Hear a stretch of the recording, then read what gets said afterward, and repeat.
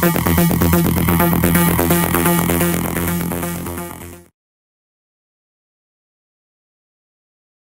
let me round this off with how my month outlook will be.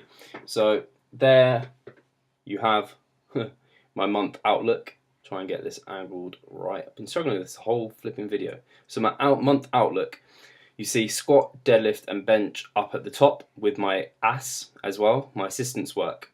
So you can see week 1, week 2, week 3 and week 4 down the side. So week 1 I will be doing max effort, power and rep on each of the 3 lifts, and that'll be twice a week. And then week 2 it will switch, week 3 it will switch again, and my assistants will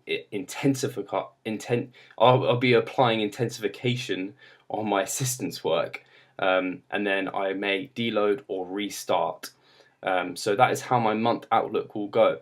So it's kind of like a bit of I will be following a step loading approach. It's a bit of it's not a traditional periodization approach, because there is a mix of how I am hitting things, because of course my assistance work is intensifying, but my main compound movements are all kind of mixed. It's kind of an undulating approach in a sense, with the main lifts. What I like about this, and why I implemented the cube method as opposed to doing the 5-3-1, which I was doing before, so I would have done, say, squat 5, bench 3, deadlift 1, and then switch each week. The reason I quite like trying this is, firstly, it's new. It's always good to have new stimulus. But secondly, I quite like the fact, say, if you look at bench, you'll be doing rep work. So you'll be getting that groundwork. You'll be increasing your endurance on that lift, and then you'll be going to power, so you'll be really focusing on getting the weights up as quick as possible. You'll be hitting those fast twitch muscle fibers really well there, and you'll be adapting to be able to push the weight really quickly off your chest. And then you'll be moving into a max effort lift, so you'll be pushing as much as you can for 1 or 2 reps. So I quite like how that periodizes, because you're kind of building up into a max effort approach. Of course, if you did that for all of them, if you're doing rep, then power, then max effort, for all of them, I think in that max effort week, I think it would be a bit overkill. I think it would be very exhausting. And to be honest, I have done 5 for all of them, 3, and then 1 for all of them. And maxing out on squats, deadlift, and bench, all of them twice a week, was killer. I don't think you can really focus as well. So what I really like about it is that on 1 week I'll be focusing max effort on 1 of the lifts, not all of them, just 1, so I can really put as much effort into that 1 session. And the other ones, of course, will be hard, but not as hard. I will be talking about RPEs, and I do use the RPEs within this. So for like power sessions, you're not hitting an RPE 9 or 10, you're probably going for an 8, because it's power. You're not trying to exhaust yourself, you're just trying to lift the weight as fast as possible. For your rep work, again, you're not really trying to go to a concentric failure. That isn't what you're trying to hit. You might hit a 9, but you don't really want to hit a 10. Whereas when you're going for your max effort work, you may well hit an RPE 10, which is all out concentric failure. So you can apply RPE to this as well. And then of course on your assistance lifts, you're probably going to be hitting a general RPE of around 8 or 9. Of course, I don't recommend you hit a 10 that often, but in your 6 to 8 week, you might go hit some 10s, because you're then potentially having a deload. So try and hit yourself hard that week, so you can then super compensate in your deload. It's a sensible approach. So as you can see, using my method currently, it's very high frequency, very high volume.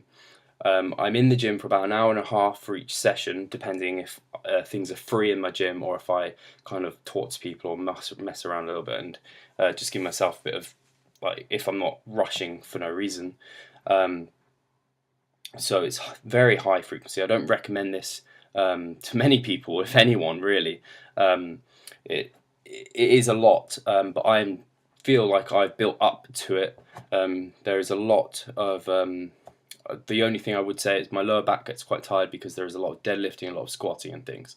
So if it becomes too much, I can always, what I would do is remove, in my weeks, I'd remove one of my upper body hypertrophy days and doing a push and pull in one session. So I'd be working out 5 times a week, and then if that was too much, I could remove both of those and just have the 4 sessions.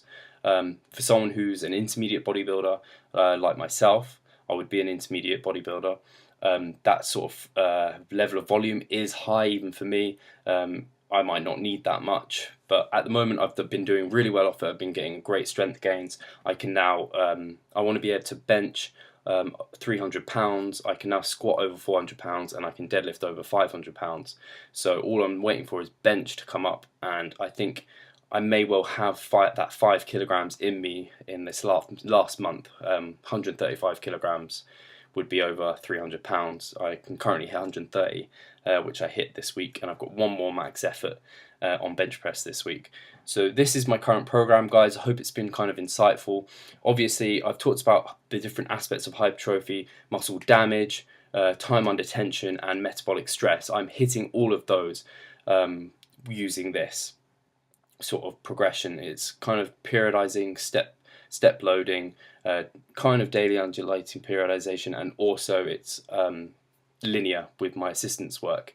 And I'm trying to be clever using like every week my assistance work will change. It will not be the same week to week. I will change virtually every single lift. So that is how it is looking at the moment, guys. If you've got any questions, any queries at all, please ask me. And I want to let you know, again, I've got my blog that I've been doing for the last couple of weeks. I recently set up a program for Danny, who seemed very happy with it, and it's his first week over this week, so I'm going to ask for an update to see how he's getting on. Obviously, I've still got my one other client as well, so at the moment I've just got the 2 guys.